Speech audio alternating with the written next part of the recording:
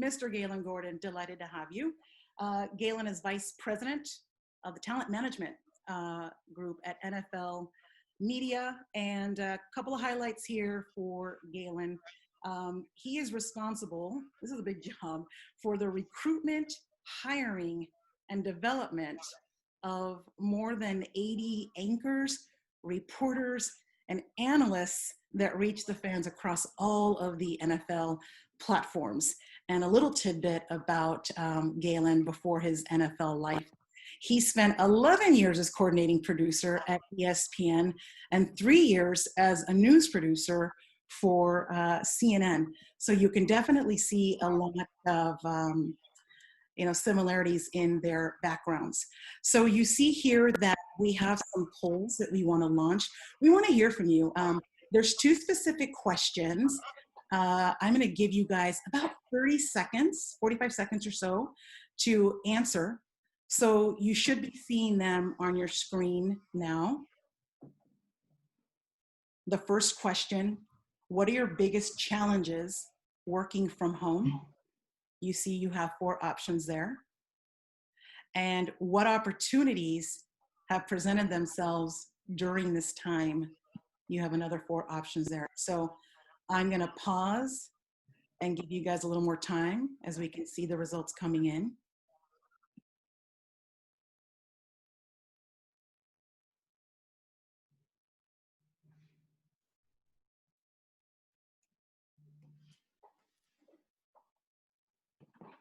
All right, just a few more seconds. I'm curious to see what comes up in the results.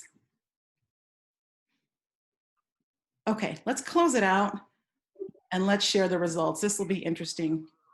Question 1.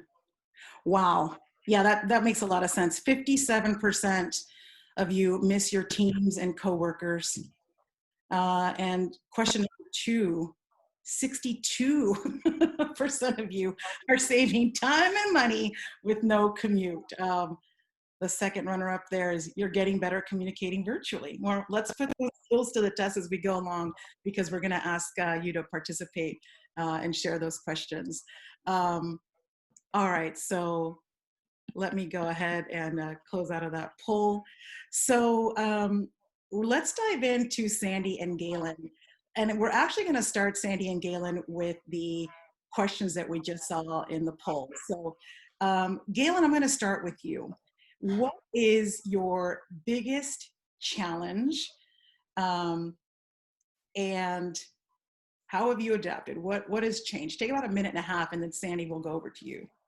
For me, I answered the leading question. First of all, thank you for having me, and it's good to see everyone's faces, and even those that are choosing not to the face. It's cool to be connected virtually with all of you. This has been, I've gotten used to these Zoom calls.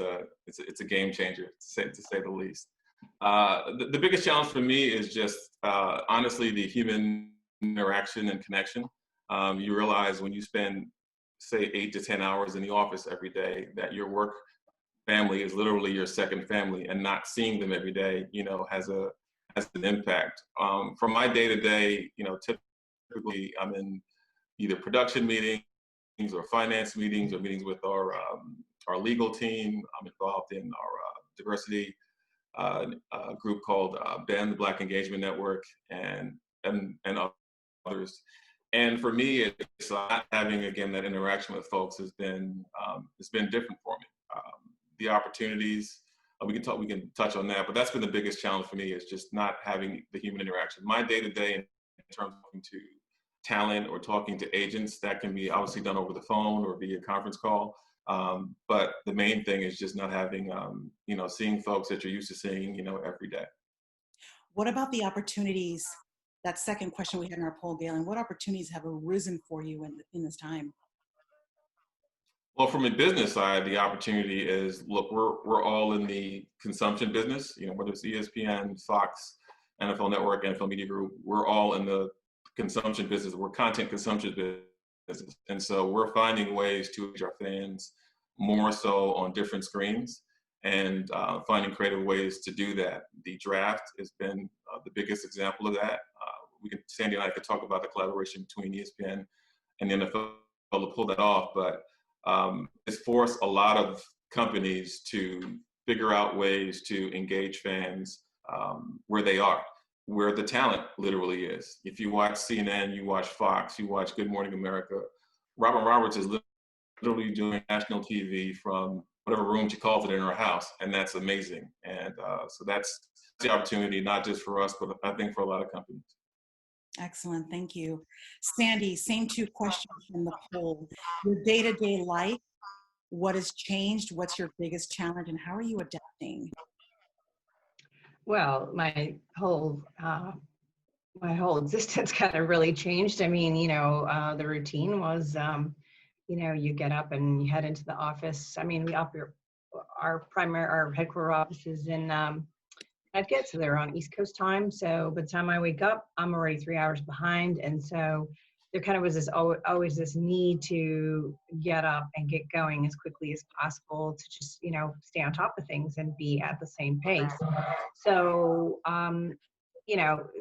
that not having that structure. And then I should say the other part of this is that you get into the office and you've booked so many meetings, and, the structure is just there, the daily structure. And you break the sign whatever time, if you're lucky to have lunch, whatever, you book your day all the way through.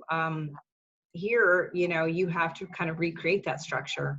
And, it really takes a lot of discipline. And I think that's a bit of a challenge. I'm probably not the most disciplined person. So, that was sort of reinforced when this started. And I had to really kind of hunker down and say, all right, we really need to focus. I, of course, miss everybody very, very much. We had a very nice office. It was a very, very comfortable, fun, creative environment. So I miss everybody a lot. I'm used to people coming into my office all the time, and, appointment or not, and we would at least catch up for a few minutes. So I do miss that a lot. We have a lot of young people in our office. I really miss sort of the coaching. Just they're coming in to pick my brain about something. I do miss that. So, I mean, there's a lot to miss, but I also think that, as a leader, you have to really, you do have to adapt, and you have to say, all right, this is the situation now. This is real, and what are we going to do about it? And move forward. With regard to question number 2, I'm sorry, what was question number 2 again? Opportunity. Opportunity, great. Almost same with what Galen said. It really did prompt us to think very differently. I mean, I'm pretty confident that when we go back to work in the office, our business model will change. It's not going to be what it is now, because we want to maintain high standards, but it did prompt us to say, instead of sitting at home saying, wow, there are no sports and what are we going to do? It was like, all right, what are we going to do about this? ESPN is producing 90% of its content from home right now. That's pretty amazing. So what you're seeing on the air, 90% of that, some folks are doing at home. People are producing things they never thought they would be able to produce. We're doing it in ways we just never would have imagined. And it's pretty exciting, actually. I mean, it's been really, really good for us. And it's really kind of helped keep the momentum of what we do going. Excellent. Thank you so much. I have an excellent follow-up question for that. And I did just get an excellent suggestion from one of our NAMIC family owned, Emery Walton, who's on the call. Welcome, Emery. For those of you that are on, feel free to turn on your cameras. The NAMIC community, you've been to our events. We love to see you. Turn on. You brushed your hair. Don't be shy. Don't be shy. NAMIC love. Please mute yourself, of course. But yeah, feel free to turn on your camera. See if there we go. Joshua, Jerry Madeline, I'm waiting for you. All right. Yeah, Jerry Madeline. We're waiting for you to turn your camera on, Jerry Madeline. I know, Jerry Madeline. Turn on your camera, Jerry Madeline. Gary's getting picked on. All right, and reminder, please start sending me your questions right now. I'm going to follow up to something that you both mentioned. Galen, you made a reference to meeting the consumers and the fans where they're at. And then Sandy, you made a question about, you know, changing business models. I'm going to ask you about, hello, the awesome virtual NFL draft last month, late April. It was a 3-day virtual event. And I understand here from ESPN Online that the virtual NFL draft reached a record 55 million viewers over 3 days as it aired on ESPN. And I've got a quote here, Sandy, from ESPN President Jimmy Pitaro saying, "It's especially gratifying for ESPN to have played a role in presenting this unique event to a record number of NFL fans while supporting the league's efforts to give back. The success of this year's draft is a testament to the unprecedented collaboration across the NFL, ESPN, and the Walt Disney Company in the midst of such a challenging time." I bring this up because back in that poll, we kind of saw the rankings of challenges and what people miss. But I'm starting to see companies and brands like your respective organizations thrive. You're seeing teams and leadership perform and pivot in unprecedented levels. So Sandy, we'll start with you. You know, any comments about how the ESPN family came together, and then Galen, we'll get some comments from you as well about the NFL. Sandy? Absolutely. I mean, it's really an extension of what we were talking about earlier. You know, here, the annual draft for us is a very, very big deal, of course, as it is for the NFL. It's one of our most watched events, and we are used to making a very, very big production. You know, we have historically rolled out a ton of resources and a ton of staffing to make sure that we deliver a product that really, you know, meets the standards for the fans. And so this year was a huge challenge to figure out, well, how do we do that? How do we still make it a big event when nobody is attending anything?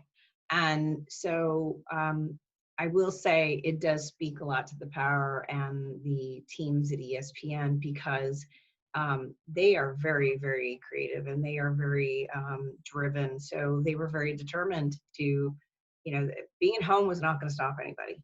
So they collaborated, of course, with the NFL Network as well. But they figured out a lot of different ways. Frankly, I think having Roger Goodell, you know, host from his house was incredible. I mean, it allowed us to show personalities, coaches, players that we have seen before, coaches specifically, in ways that we had not been able to see them before. It really was a very authentic presentation, and you know, it was sort of up close, which I think the audience really, really appreciated and responded favorably to. Galen, what are your thoughts on that? No, I agree wholeheartedly, 100%. It was, we knew what many of the people don't realize, we had about a 3 or 4 week window to try and pull this off. Because once we realized that we couldn't be in Vegas, and they were getting ready to build stages they were going to start to build draft stages 3 weeks out in Vegas. And once that was canceled, then we had to figure out, okay, how are we going to do this? How are we going to get the players on camera, the commissioner, the whole 9 yards? So it really was an intensive labor of love and collaboration between the two networks. Many people forget that the NFL Network has its own draft production. And so because we weren't allowed to be in our building here in LA, we couldn't do that. So ESPN essentially did the draft, and we carried their broadcast. And, you know, it was fantastic. The collaboration between talent, you saw shared talent from the NFL Media Group and the NFL Network on ESPN. And that was great. In addition to, we weren't, you know, insensitive at all, neither network, to what was going on in the world around us. And the one thing that struck me was, again, 2 or 3 weeks out, as we were getting ready for the draft, I realized, like, this is the first national event going on in the world in the midst of this pandemic. The news cycle was all about the pandemic, as it should have been, but we're able to get back to some sense of normalcy with the draft, if you will. And we're in an election year. So, you know, we're typically this time of year seeing candidates stumping, you know, up and down across the country, and we can't have that. And so the draft really was, and the thing that made me most proud was in recognizing what was happening around the world with COVID-19, the draftathon, and all the efforts that were put forth to raise money for the healthcare workers along the front lines of this dreaded disease. The NFL family as a whole, including the draftathon with the support of ESPN, raised over $100 million. The Players Coalition donated $3 million. And so the NFL typically has, you know, they have a big footprint whenever they go into these different draft cities, but they're always key focus, which has been an incredible part of all of this to me.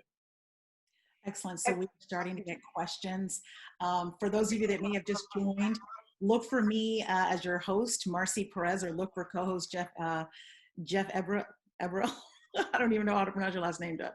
But we're getting questions in. We're actually going to now get into the interactive portion of our event here. We have a question from Luz Villarreal. We'll start with you, Luz, and then we're going to go to Jordan. It looks like Jordan Renee Smith. So Luz, beginning with you, unmute yourself, title, company, where you're calling from, ask your question, and then put yourself back on mute, and then Jordan, I'll cue you when it's your turn. So Luz, if you can ask your Yes, hi, I'm right here. I'm the Public Affairs Director at the Association for Los Angeles Deputy Sheriffs. It's a union that represents the deputies in LA County. My question is, everybody in my shop is working from home, and I have a team of people that I lead. And so how is it, and we've been doing this for 9 weeks now. This is my 10th week I'm going into. And I'm on the phone and online with my team virtually all day on various projects. But what's your best advice for leading your team remotely? Galen, you go first and I'll go up next. Sure. Just like you have to be present in person, you have to find ways to be present virtually. And I know that sounds, I'm answering more than an answer, but it's true. Like my meetings, I have a small team, you know, although there are like 70 some odd talent within the media group, my team in essence is small. I have an assistant and Jerry Madelon, who's finally shown his face. Hi, Jerry. And so the meetings that I have with different groups, they started out the first couple of weeks, they were conference calls. And then I literally went and said, I need a Zoom account. And I started having my meetings via Zoom because you just want to see people. It's a different conversation when you're able to see people's faces, reactions. You try and encourage them throughout this process because we're all in this together. Everyone's doing phone calls, everyone's doing meetings, everyone's trying to work from home. And oh, by the way, if you have small kids, like I have a 10-year-old son, soon to be 11, and when I started having Zoom calls, it's like he thinks he's like grandma's on the phone. Like he'll like run in the room, and you'll see pets. I was having a meeting with a colleague. We were maybe 24 people on the one Zoom call, and one of our news editors didn't know he was a cat person. Like a cat just walked across his shoulder on the back. So I think the face-to-face interaction is important. Being present, continuing to be present as a leader, trying to encourage folks, let them know that, you know, they're not the only ones going through this, that we're all in this, you know, kind of together. And everyone has a lot of questions as to what the business is going to look like, I'm sure, because in the middle of all this, we're dealing with let's call it a recession, right? And so what impact will that have on the business? And I try and lead with transparency as best I can. When I have answers, I share it with them. And I tell them that. And it's okay to say, you know what, I don't know, but I'll get that answer. And so that's just kind of the ways that I try and lead with a level of transparency, honesty, and understanding throughout this whole thing.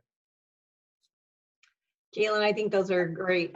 Those were actually in my bullet points as well. But I would say this. I would say that as a leader. Well, let me go first next time.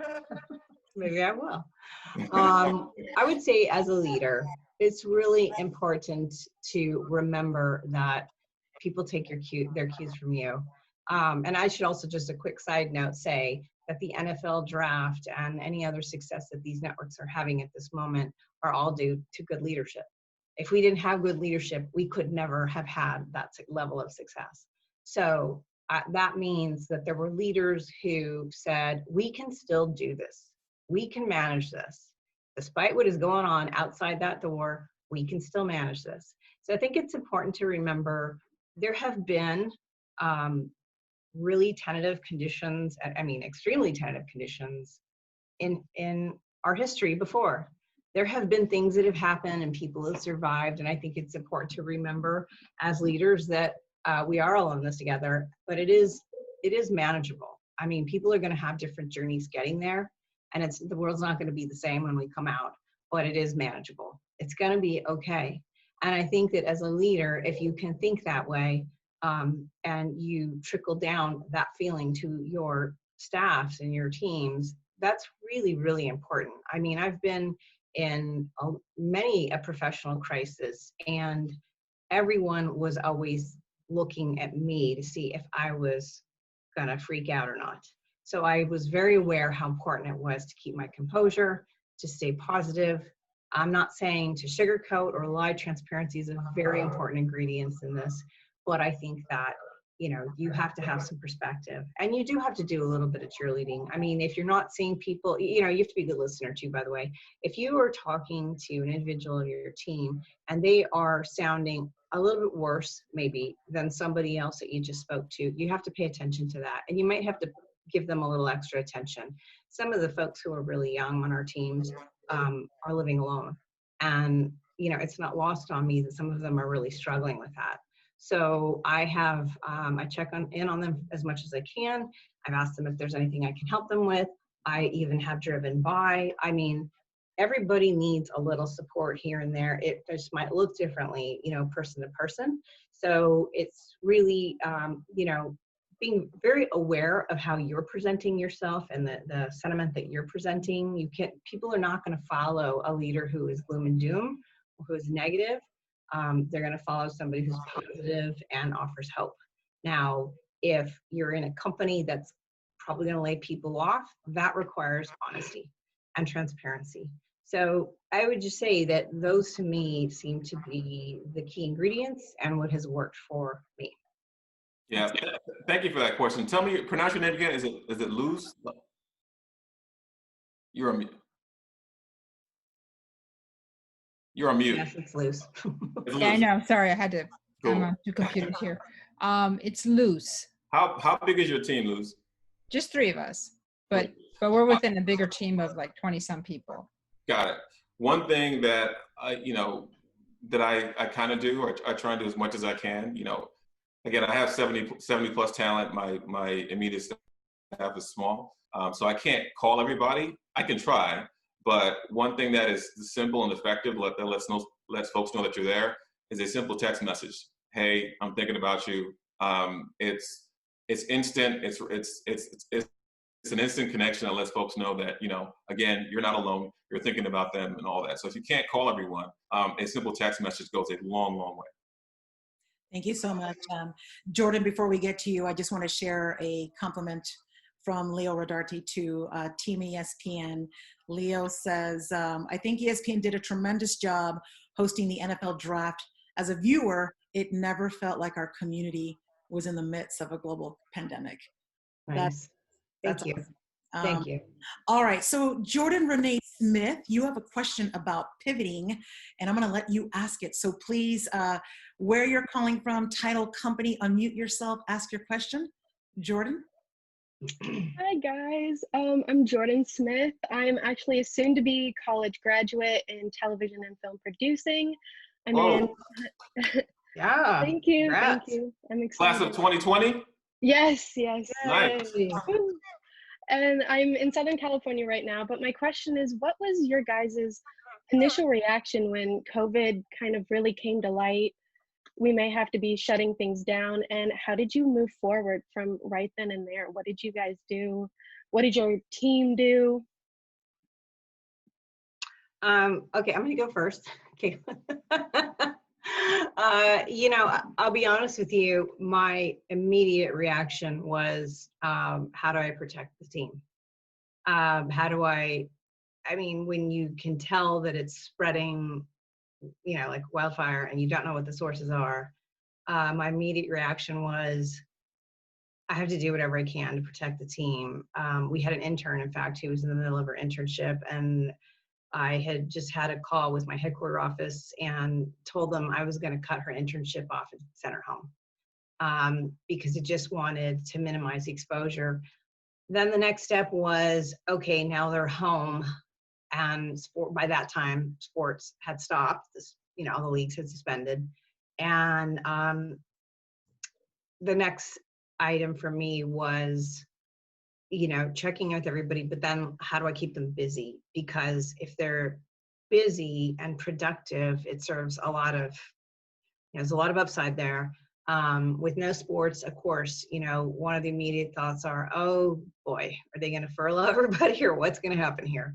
So I checked in with all the teams to sort of brainstorm about what we could be doing, really them, but you know, what they could be doing to help service the rest of the network, because even though sports had stopped, we still had shows on the air. You know, at office in Bristol, they had put together a very impromptu game plan of how to keep a few of the live sports centers on. And so we had teams who were trying to figure out how they could get their shows, because they were not sports center, how they could get, for example, The Jump on the air with Rachel Nichols. And then for the teams who who were more in the sports center realm, we just talked about how can we be of use to the network, because at the end of the day, with no live sports, we were actually prompted to not only be creative, but to produce more content than we've ever produced before. So it was, again, it kind of goes to opportunity. It's highlighting everybody. All right, this is the new day. This is what we're dealing with. What are we going to do about it? And who's got ideas? And I'm telling you, people always have ideas. So it's embracing those ideas, feeding them to the right place, making people feel productive, and safety was huge for us. And making sure that they had all the resources that they need to be able to execute that, which, you know, there were a lot of logistics involved. We had to ship a lot of stuff out and, you know, give out a lot of laptops and all that kind of thing. But it's really just, as a leader, just, you have to, you know, the teams might be paralyzed in terms of like thinking, oh, wow, okay, they just sent me home. Now, what does this mean? Well, as the leader, you have to be ahead of that and think, okay, what are we going to do here? What's the game plan? Because as I said previously, they're going to look at you and your response. So that's how we handled it. Galen? Yeah, and I don't have much to add, you know, behind that. Again, where we were in our cycle, where the time of year was, all of our energy and efforts were leading up to the draft, and what does that look like? So for me, immediately, again, I can do most of my work from home. So I was one of the first wave of people that started working from home, while, if you want to call it necessary, like daily showrunners and producers and content creators, they were still in the building. And then 2 weeks into, maybe 3 weeks into me being home, everything was shut down, and we were actually forced out of our building. But back to earlier points, just force everyone to find ways to get on air, find ways to serve fans, find ways to still be effective in what we do. Thank you for the comments. We have another question. Marco Williams, if you can unmute, title, company, where you're calling from, ask your question, please. Yes, greetings and salutations to everyone. I'm Marco Williams. I'm with Endemol Shine production company. I'm senior manager here, and this is a really great event.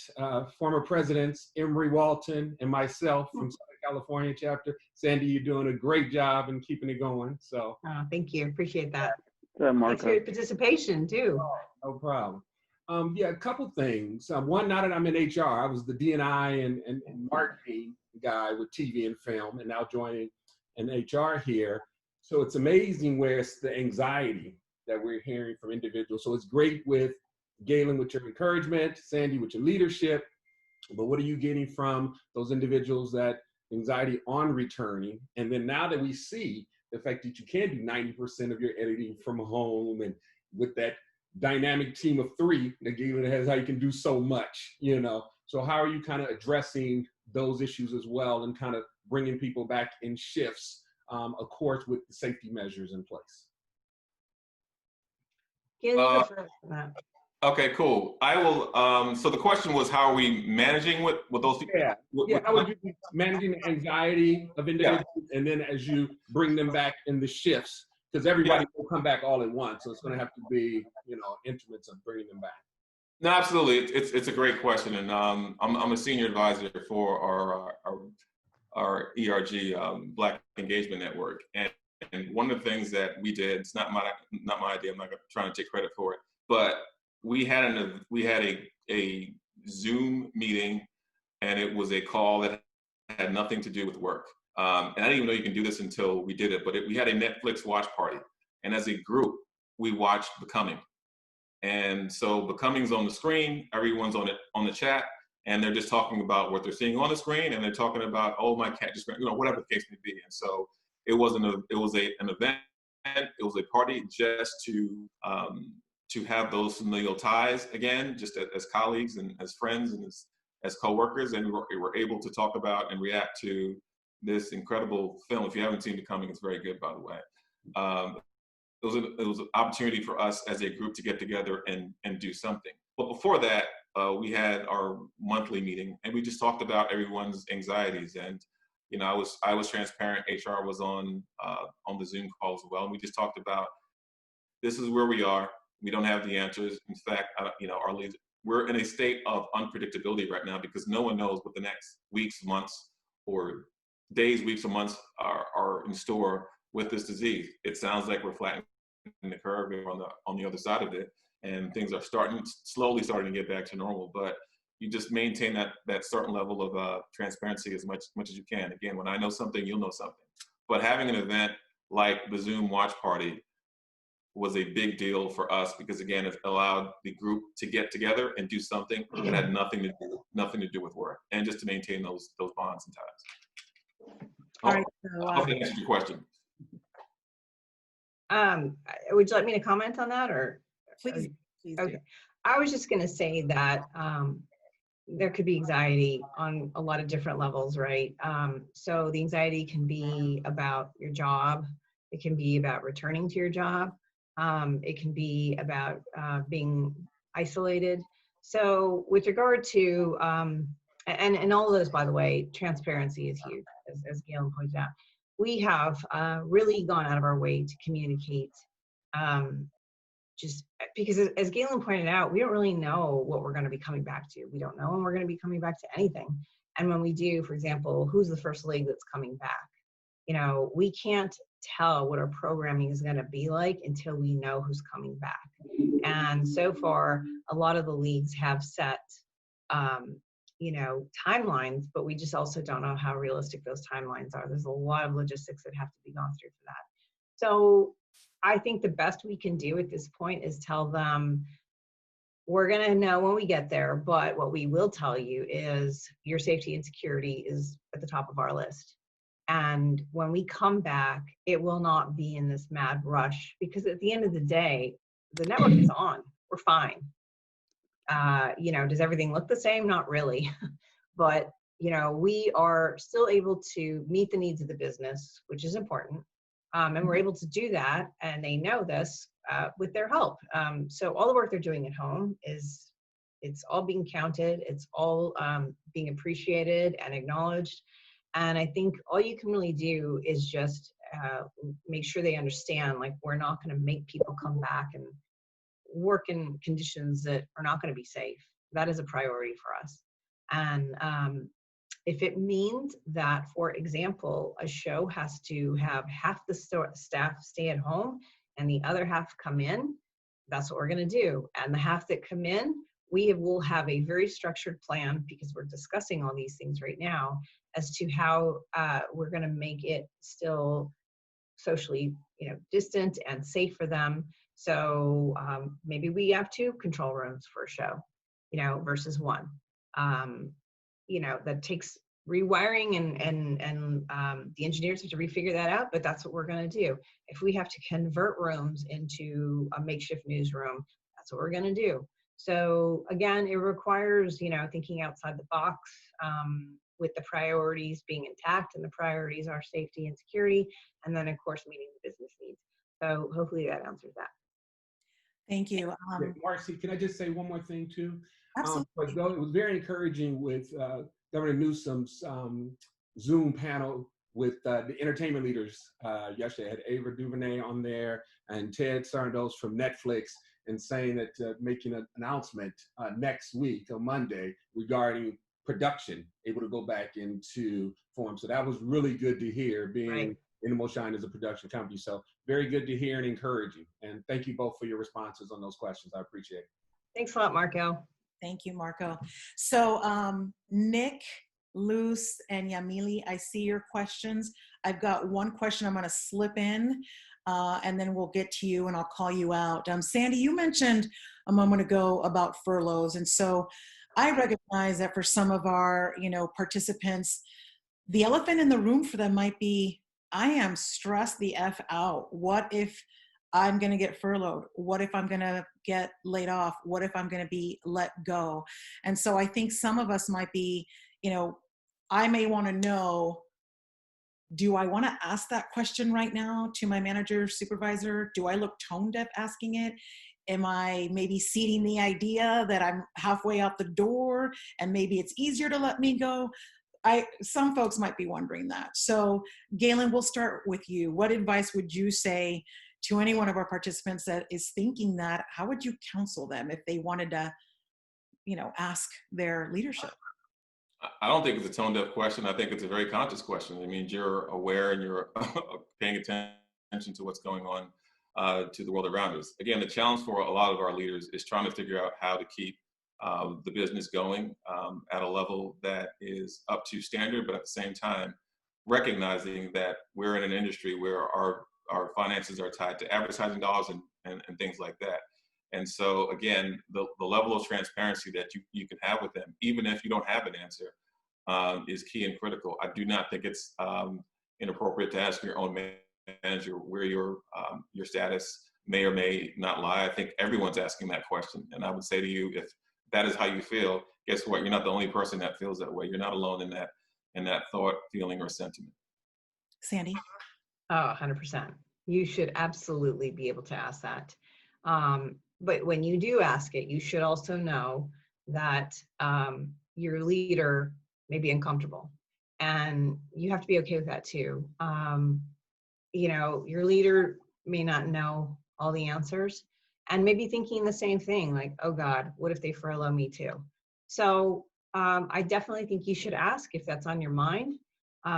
You know, and by the way, your leader also may not be in the know, like maybe not included in certain conversations. It just depends on what their level is. I think you should ask. I think you should ask anything you want to know. You should definitely ask, and you shouldn't feel badly about it. But I think when you ask, you should also be aware that you may not get a straightforward answer, and you may they may be uncomfortable. And you know what? You don't know until you ask, right? Absolutely. Yeah, and the other side of that, you might not like the answer that you get.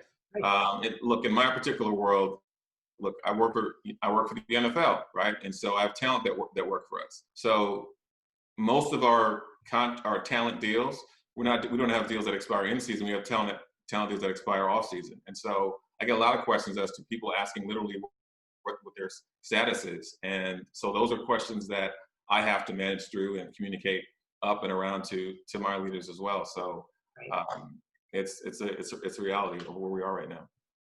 Thank you for making us feel normal for those of us that are thinking about how to ask that question. So in order for the next questions, we're going to go with Yamili, and then Nick, and then Luz.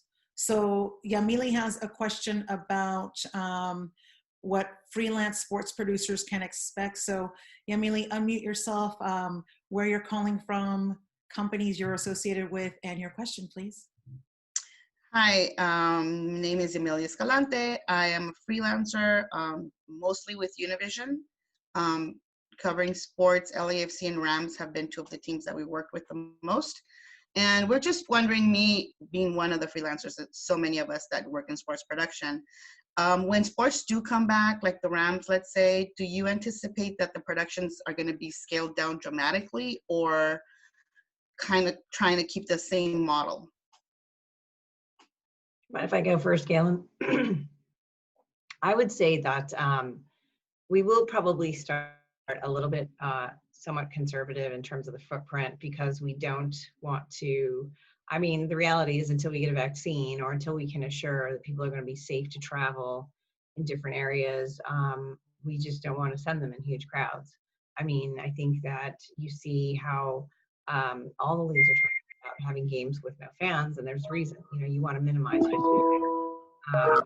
So I think that that's one thing. But I also think the other thing that's going to be kind of interesting is that with networks in particular, for example, I think our business model will change a little bit. And I don't know that we used to have producers work per whatever league they were involved with. So for example, I would be an NBA producer, or I could be an NFL producer, or whatever, and you would travel all over the country for that. And I'm thinking about you as a freelancer. You know, we're not going to be able to do that really as easily as we were able to do that. You know, again, it's looking for the opportunity, right? So if we only have, for example, on the West Coast, X amount of staff producers, and we're going to kind of limit where they're traveling to, you know, that might mean we have to lean on freelancers a little bit more. So I think that, you know, I don't know that that's going to be the case. I know we probably will limit the travel to regional travel as opposed to cross-country travel, and we won't be sports specific maybe for a while. But again, you know, it's just kind of keeping your ear to the ground and waiting for those opportunities, because I think one way or another they're there. And also we're producing content either differently or the volume is different. So, you know, maybe you're producing for social or something like that. Do you know what I mean? So it's gonna all come back differently. It's hard for us to tell what it's really gonna come back like. But there will be opportunities. You just have to keep your ear to the ground on it and watch the trends and talk to a lot of people, keep networking. Thank you. And congratulations again on the draft. Oh, that was the NFL draft. Yeah, it was great. Thank you.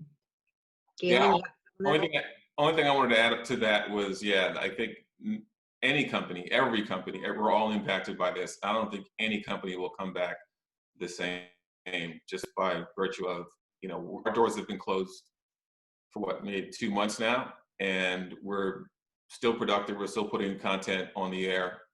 You know, I know my bosses are getting comfortable with the idea, not that this will be a permanent thing, but getting more and more comfortable with the idea of talent doing content, doing work from home. And when you look at that compared to, okay, we're getting all this work done with 99% of the workforce from home. And so it's going to force a lot of companies to figure out, to find efficiencies throughout this. That's not to say that things won't get back to the level or the rate that they were, but I can't imagine any company will come back the same out of this. Right. Thank you both. Sorry if I botched the last name. Is it Nick Funches? You have a question about balance. If you can unmute yourself, name, title, where you're calling from, Nick. Yeah, I work at A&E Networks. I'm assistant to Emery Walton, who I believe is still on he's still on the call here. I was asking, what are ways to balance your time in the office and time out of the office, since the office is at home now? What are some ways in which you've adjusted in that realm and kept them separate, you know, for the mental? Galen, you go. I mean, I can go, but I've been going first, so you go. No, it's all good. Balance is a great word. Between my son trying to get through school, his cousin comes by and he tackles the first part of the day. My wife has been, since this started, has been working in the office in downtown LA. She's in fashion, and she's actually in the process of, she makes masks.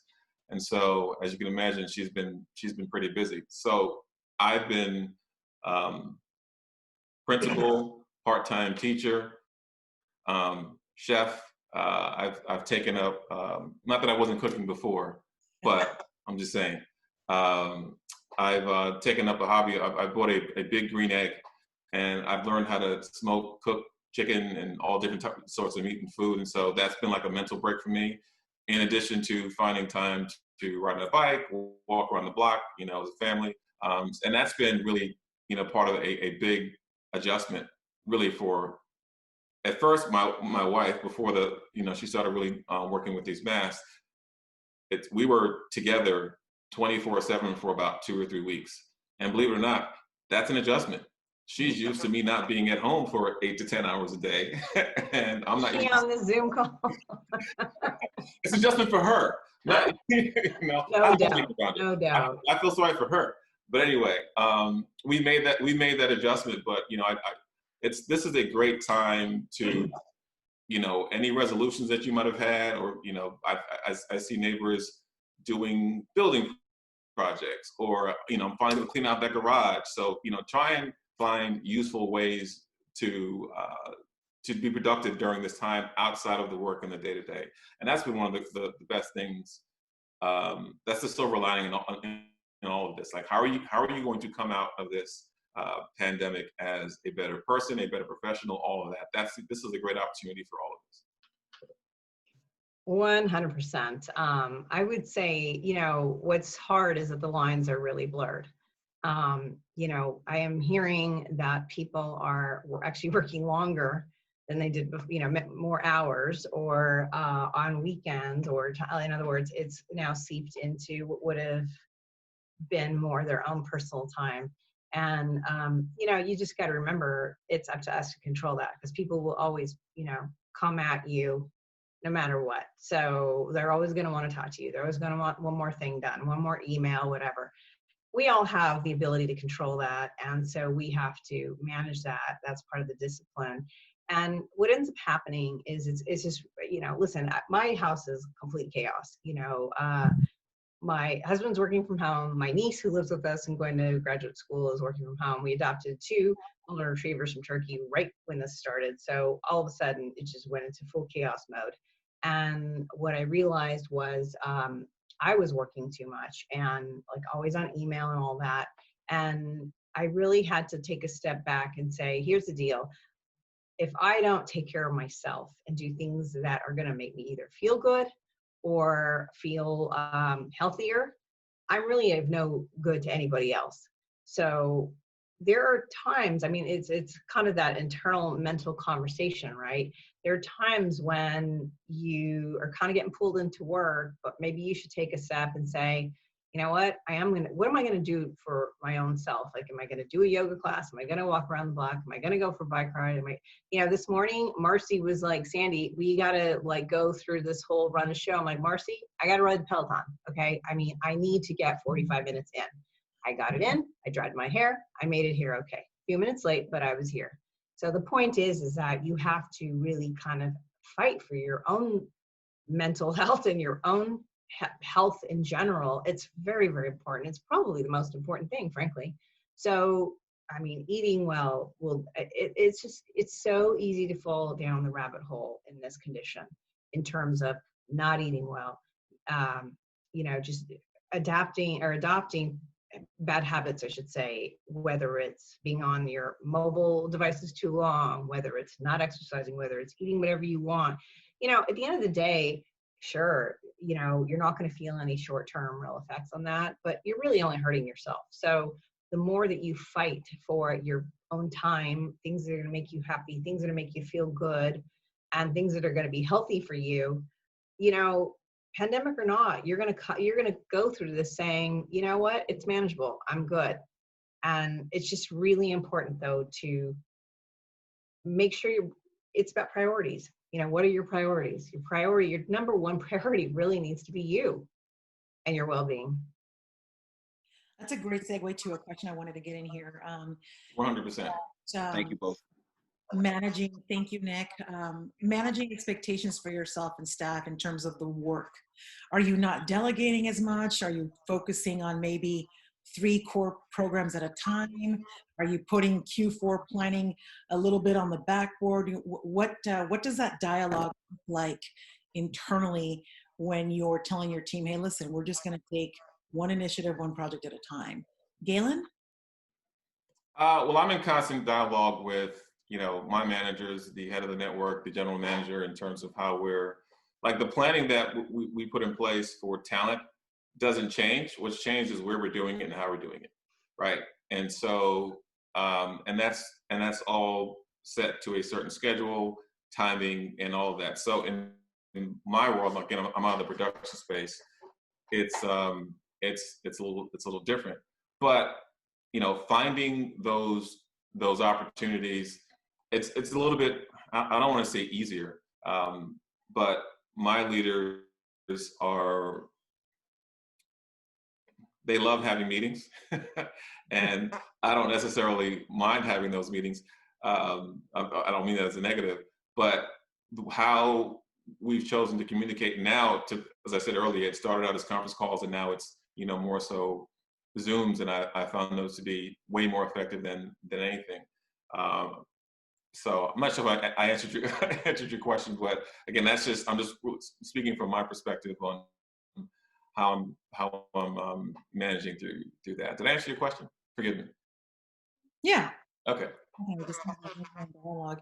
Sandy, anything you wanted to add further on managing I expectations? mean, it's really, you're asking how much we're planning? Is that what you're asking, or? Yeah, Luce has a comment in here about she feels like, you addressed it a little bit earlier, about Luce is feeling like she's working more from home now more than ever, and she's exhausted. So if she were to be an employee, say, of ESPN, how do you kind of tell her, like, look, it's cool, instead of the 10 deadlines a day, I'm aware, I'm only going to give you 4. How are you managing sort of that stress in working from home for your teams? It's, for me, it's about results. It's not about how many hours I'm working or the specific tasks. Am I producing results? I can produce results, in a pretty efficient manner. So I really almost reverse engineer it in a way where I'm like, what has to be done today? Like, what do I need? Where do I need the results? What do I have to deliver today? And I manage that, and I plan that way. But I think that's a really important thing, because I've had people say to me, not during this pandemic, but I've had employees say to me, I work 15 hours a day, and my response to that is, that's a problem. You got a problem, because nobody should be working 15 hours a day. There's nothing really that requires 15 hours a day. Nothing sensible anyway. It's really about working efficiently. And if you have managers that are pressuring you to work longer, again, it's about delivering results. So if you can highlight, and let's say, I'm just going to make this up, you had 3, significant things that needed to get delivered today, and you were able to do that, you just present that to your manager and say, or, maybe it's a weekly recap. This is what I was able, I've had to do that stuff before. When I worked at ABC News, I opened the Seattle Bureau. And when I opened the Seattle Bureau, they had no way of knowing what I was doing. So a way for me to make sure that I was accountable and they knew, I created a weekly sort of tally of all the things that I did. And I tried to make them things, they weren't petty things. They were things that would kind of move our work forward. And that's the way I manage that. So it's really about results. It's not about how much. If you're working too long, that's a little bit on you. You got to manage that. Excellent. All right, so we've got 3 minutes to the top of the hour, and this is a question for the participants. How are you guys feeling? We can edge out a few more questions and keep going. Give me a quick yes. Do you want us to keep on asking the questions here? Let's see, they're coming in. Give me a sec here. Yeah, I've got several yeses. Galen, what if they say no? All right, so I actually got a question via DM on Instagram. This is a question about, how are you managing the different working styles, learning styles, and personalities virtually? There's a team member that traditionally in a normal world, they participate, they comment, but somehow on Zoom calls, they're just kind of checked out.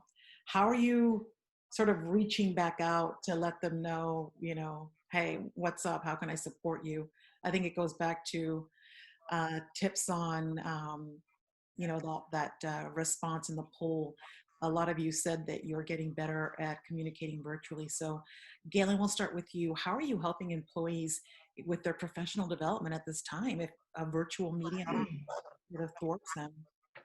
Yeah, I tend to remind people, especially how you present yourself in a meeting is how you present how you're leading in your respective area of the business, right? And so what I mean by that, and this would be true if we were on a virtual call or in our respective office spaces. So what I mean by that is, and this is purely speaking from a D&I lens. A lot of times I'll go into a meeting, and if there may be a, let's just say, a conference table in the middle and seating on the outside, and no, some people are comfortable sitting on the outside. Some people are comfortable sitting right at the conference table. My thing is, when you're called upon, what do you have to say and about the area that you're leading and what you're doing and how you're impacting the business? And some people choose that opportunity when they're called upon to say I have nothing to add. And what I would say to them, okay, you're giving an indication as to what you're doing and how you're leading or how you're not leading. And I've said this to, I mentor a lot of different people, and I have friends in the business that I call for advice on certain things, Sandy being among them, about how they go about different things. And to that example, I say, you know, here's one example. There was a woman, and I won't say which job or which company, but in the past, there has been a woman that complained about not being in a certain senior meeting. And then when they get to that, and then they finally got into that senior meeting, and then when they were called upon, they had nothing to say. And I said, okay, that's a missed opportunity for you, because you have this audience every 2 weeks, once a month, where you can show people what you're doing so they can see you or perceive you a certain way, or at least know how you're leading. And so that's a missed opportunity for you. If you come into the room and you sit on the outskirts, that might say something. If you know, think about the amount of women that are sitting in the main conference table. And so those are things that you want to think about. Again, that's in the office space. On these Zoom calls, I would say the same thing. Try and find ways to contribute to the meeting in terms of how you're contributing to the business, how you're leading in this certain way. How you show up in meetings, in person, and on these calls says a lot about you, verbally or non-verbally. Excellent advice. Sandy? Well, I would begin with saying that you should never attend a meeting that you haven't prepared for. You should always be prepared to bring something to the meeting. For the exact reason that Galen points out, you know, you want to have a voice at the table. If they call on you and you don't have anything, that's not a good look. However, that said, I think that there could be a few factors why people don't want to participate. You know, maybe it is you know, it's 1 or 2 females in a room full of 30 males. It could be something like that. Maybe it's a young person with a bunch of veteran people. Like, we don't really know, right? So I think one of the things I've come to learn is that not everybody is going to operate the same way, and not everybody's going to operate the way I would. And you have to learn to work with that. Now, somebody who can't present in a meeting is going to have to do some growing before they become a leader. So if that's a mid-level or a younger person, they're just not there yet. If it's somebody who's seasoned and doesn't want to do it, well, then that demonstrates that they're probably not leadership material. But at the end of the day, you know, for the teams we're managing, if I find that someone is just not participating that way, there's something there, and I don't want to make them, you know, the last thing I want to do is call them out in any way so that they will withdraw even more. You know, I want the person to feel included. So I mean, you know, ESPN is it's a team of all-stars, and you know, I've been in many meetings where people have been very quiet, and they don't want to say the wrong thing. They don't want to say something that people are going to, you know, either laugh at, make fun of, think it's a bad idea. And I mean, generally speaking, that's not going to happen because the teams are pretty good that way. But I think that that's the fear. Maybe they don't know enough about a certain area. So what I say when I start seeing that happen is I often encourage them to just make sure to contribute in some way. You can email me, you can send it, just make sure the producers are getting ideas. You know, in other words, you can still contribute. Like your shyness or whatever the issue is not an excuse to not contribute. You must contribute. So one way or another, it's got to come out. So for, you know, it's a little bit up to the leader to dial in and see what's going on there. Wow, that's some really good stuff that you both have shared out. We have one more question. We'll take that and then we will close with final thoughts. So this is a question about a forward-looking perspective from one of our very own in the NAMIC family, Emery Walton. Please ask your question. Sure. So Emery Walton, VP Distribution at A&E Networks. And this question for the two of you. So looking forward, you know, what are some of the changes that you have now seen or have had to make that you believe actually are best practices and things that will continue once we essentially, you know, go back to whatever, you know, will be considered, you know, normal? What are some of the best practices that you think will now carry forward? Go, Galen. For me, it's just the realizing the importance of connectivity and community, and just reaching out more and being more present. And that was a thing that I wanted to be in general for my job. And so now I'm just going to be more present, whether it's virtually or physically or via phone call. You know, I mentioned text messages for some people that don't necessarily report to me, but still have impact on my area of the business. I've actually scheduled a weekly meeting with them just to check in. It doesn't have to be long, but hey, here's what's happening in my world, what's happening in your world. Here's how we can help and support each other. And so I found that to be incredibly helpful during this time. And those are practices that will continue on when we get back into our respective buildings. And that's on the business side. On the personal side, again, I just hope to come out of this better physically, although I've been cooking like crazy, as I mentioned, mentally, and just as a overall. So just looking to improve coming out of that. Just adapting some of the best practices that I've taken on in these last 8 to 12 weeks. That's great stuff, Galen. I would say on the business side, definitely efficiency. It's really, this whole situation has provided a lot of clarity on really what we need and what we don't need in terms of, you know, resources for productions, in terms of people's schedules, that kind of thing. It doesn't mean we're going to do everything exactly the way we're doing it now, but it has shown us we can do things, we can think differently and do it better. So I think that efficiency has been huge. I think flexibility is part of that as well. You know, there were some folks who some leaders who were adamant that they did not want people working from home. Well, those particular people that I'm thinking of are probably going to be the last ones in the building because they're not part of live productions. They're more of the digital and social teams. And, you know, it does force managers to think about flexibility. I mean, again, at the end of the day, and I'll say this over and over, it's always about the results. What are you delivering? And, you know, did you deliver a product or, a product or content that met the network standards? And then if you kind of follow that thread back, was it done more efficiently? Was it done with flexibility? I mean, those are things you have to ask. So I think we've learned a lot about that. On the personal side, I would say probably the biggest takeaway or better practice for me will be taking better care of myself. You know, I was always in a rush to get in the office to make sure, again, I was, you know, watching the East Coast deadline, watching the deadline, you know, show deadlines. Where are we with things? Are we on top of it? You know, this has made me just really stop to realize that I have to take really good care of myself. I cannot be a good leader if I'm not taking care of myself. And that has not been an easy thing because you're so busy thinking of everybody else. You don't meditate, you know, because you can't sit still for 5 minutes.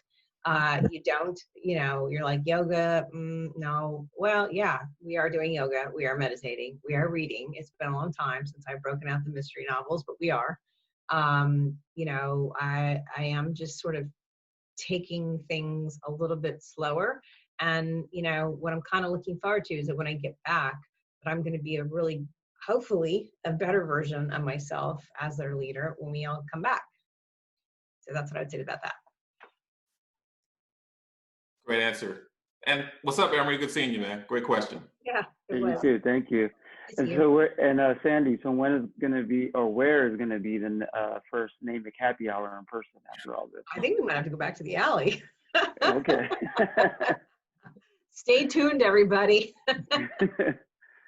I've been on a couple of virtual, not happy hours, but birthdays where, folks are toasting whatever. So that's, Yeah, I do think we kind of, what we wanted to do was we wanted to provide some, programming that had substance before we got into that part, but it's coming, trust me. We are doing a virtual happy hour.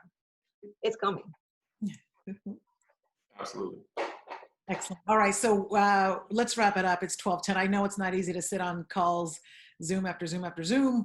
Final thoughts, closing words of inspiration or advice. We'll go to Galen, and then we'll wrap it up with Sandy. So Galen, final words. I'll be quick. And thank you again, Marcy, for being an excellent host. And thank you, Sandy, for your leadership and organizing this Zoom call. I'll just echo some of the things I said before. We're in an unprecedented time right now, and this is a time for everyone to, self-reflect, not personally and professionally. And the hope is that we're all coming out this better on the other side, regardless of the outcome, of our potential work situations. I know that's a real issue, and that's a serious issue, and it's nothing that's meant to be swept under the rug at all. We're in a serious time right now, but we're also in a time where a lot of companies are searching for efficiencies, as Sandy pointed out. But for you personally, at home, in your mental, spiritual space, this is a time for to improve, and again, come out this better on the other side. And I hope that for everyone. So again, thank you for having me. Thank you.